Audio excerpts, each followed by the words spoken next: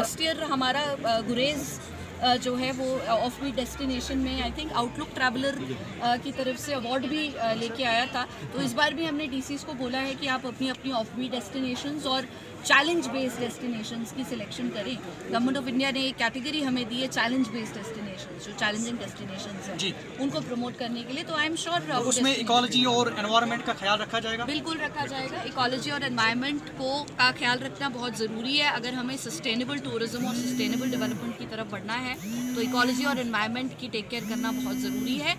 And as commissioner secretary tourism जितना भी review मैंने अभी तक लिया है, जितनी भी अथॉरिटीज़ का रिव्यू लिया या जितनी भी एरियाज़ का रिव्यू लिया है, मेरा सबसे पहला सवाल उनसे ये होता है कि आप अपने सॉलिड वेस्ट और लिक्विड वेस्ट मैनेजमेंट के लिए क्या कर रहे हैं। आप नेचुरल एनवायरनमेंट्स को और सराउंडिंग्स को गंदा तो नहीं कर रहे हैं, और जो हमारे सुंदर इलाके हैं उनकी खूबसूरती बरकरार रहे और वो गंदे ना हो, लिटर ना हो, उसके लिए हम क्या स्टेप्स ले रहे हैं। सो हमारा पूरा एम्फेसिस है कि इकोलॉजी और एनवायरनमेंट की सस्टेनेबिलिटी को ध्यान में रख के ही हम टूरिज्म।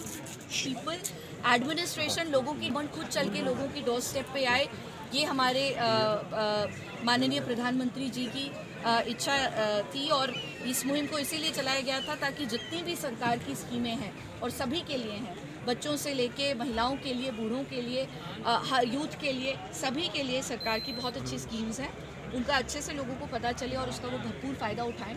तो मुझे लगता है कि एक्सट्रीमली सक्सेसफुल कैंपेन रहा है ये, और आगे भी आई एम श्योर बहुत सारे ऐसे गवर्नमेंट ऑफ इंडिया और यूटी गवर्नमेंट अच्छे कैंपेन बहुत अच्छे इनिशिएटिव्स ले रहा है डिस्ट्रिक्ट एडमिनिस्ट्रेशन। और ये जो इनिशिएटिव्स डीसी साहब ले रहे हैं, ये एलजी साहब खुद अपने ऑनरेबल एलजी साहब मेंशन कर रहे हैं। सो इससे ये पता चलता है कि ये इनिशिएटिव्स कितने इम्पॉर्टेंट हैं।